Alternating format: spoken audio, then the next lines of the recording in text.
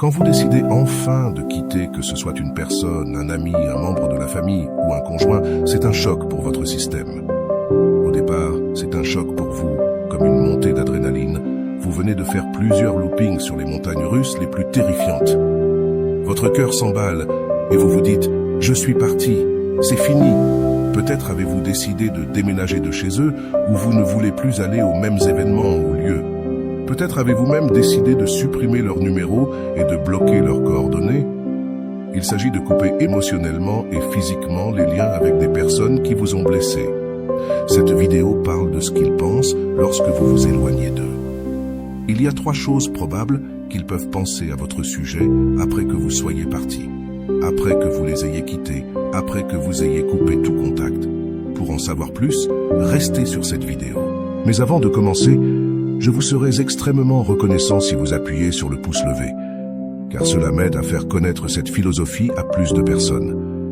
Si vous ne voulez manquer aucune vidéo, abonnez-vous et activez la cloche.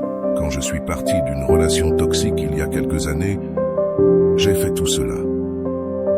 Je suis allé jusqu'à refuser de parler des choses pour la énième fois. J'ai bloqué, supprimé tous les souvenirs, les photos, les cadeaux, tout jeté à la poubelle. Partir ne se limite pas à enfiler vos chaussures et à courir vers le coucher du soleil. Cela signifie couper tous les liens, les souvenirs et le contact. Peu de temps après la montée d'adrénaline, la réalité s'installe. Oh, je suis de nouveau célibataire, je suis seul. C'était une réaction normale en y repensant. L'euphorie initiale de retrouver enfin ma liberté face à une personne toxique s'est calmée. Lorsque vous partez, vous pouvez obtenir plusieurs types de réponses.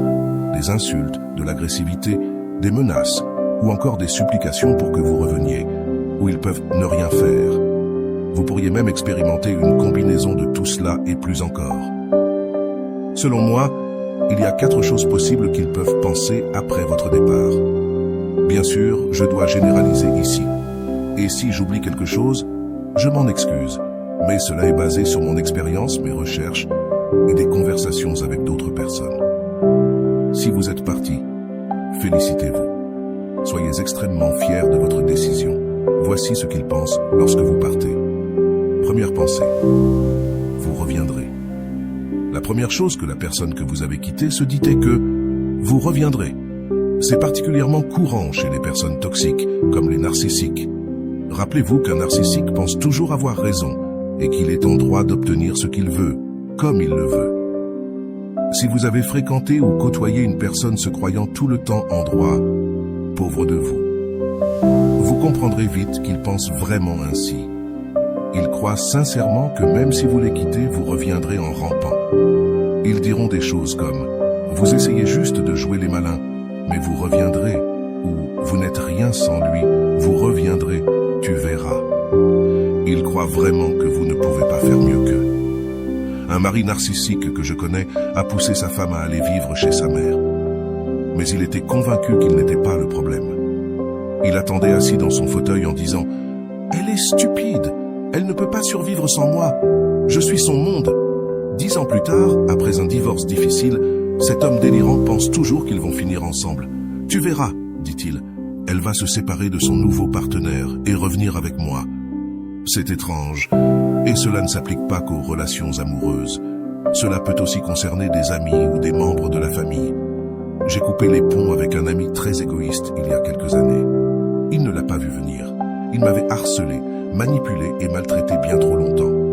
Quand je me suis éloigné, il disait aux gens que nous connaissions « Je ne comprends pas le problème, mais vous verrez. C'est un loser. Il n'a rien sans moi. Il reviendra ? Eh bien non, je ne suis pas revenu. » Si vous voulez vous motiver davantage pour vous convaincre que vous avez bien fait de quitter cette personne toxique, sachez qu'ils pensent sincèrement que vous êtes faible et que vous allez craquer. Mais vous n'avez pas besoin d'eux pour être heureux et vivre une vie épanouie.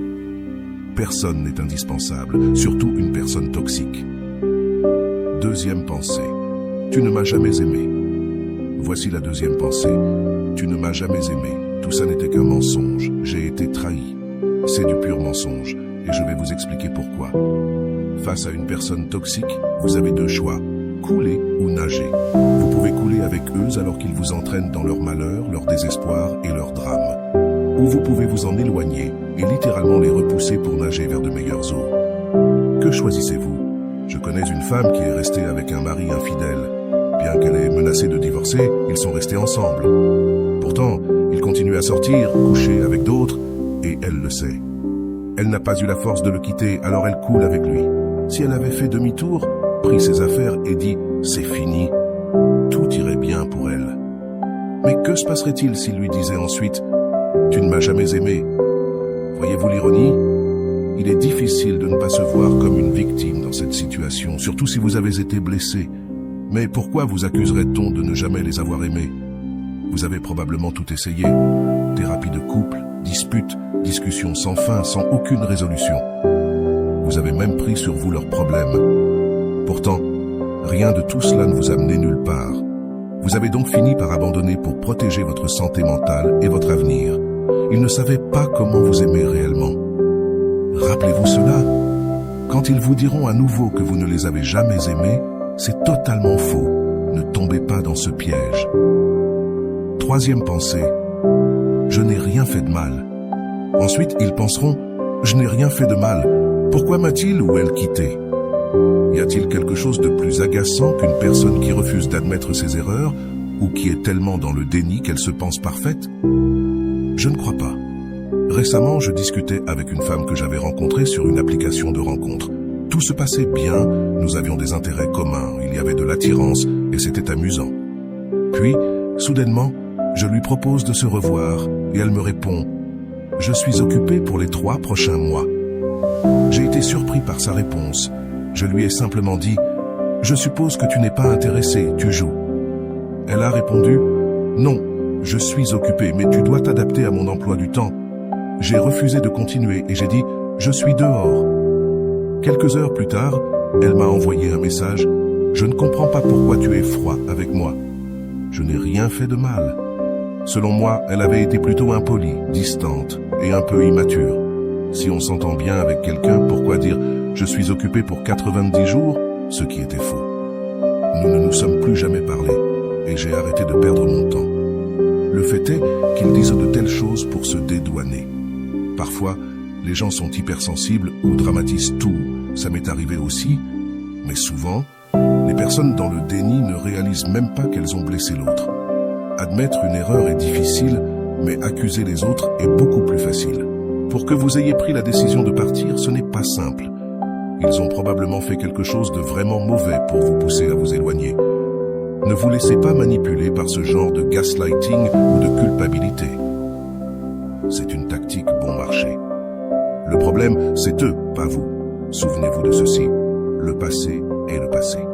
Les personnes que vous avez quittées, qu'elles soient des ex, des amis ou des membres de votre famille, n'ont plus d'importance dans votre vie. Cela peut sembler dur, mais c'est de votre vie qu'il s'agit ici. Ils ont eu de nombreuses chances d'en faire partie, mais ils ont tout gâché. Laissez-les dans leur rancœur. Laissez-les dire du mal de vous, essayez de vous critiquer ou de vous humilier. En fin de compte, ils n'ont plus d'importance, et encore moins ce qu'ils pensent. Imaginez que vous marchiez dans la rue et qu'un inconnu vous dise « Tu ne m'as jamais aimé, je ne t'ai jamais fait de mal. Qui crois-tu être ?» Vous ririez, probablement, l'ignorez et continuerez votre chemin tranquillement. C'est ainsi que vous devez voir ceux que vous avez quittés. Laissez-les tranquilles, ignorez-les, avancez et faites des projets sans eux. Entourez-vous de personnes sincères et bienveillantes qui veulent vraiment le meilleur pour vous. Ces personnes existent. Elles regardent peut-être même cette vidéo en ce moment. Merci d'avoir regardé. N'oubliez pas de commenter, aimer et vous abonner. Et si vous avez aimé cette vidéo, voici d'autres contenus qui pourraient vous intéresser.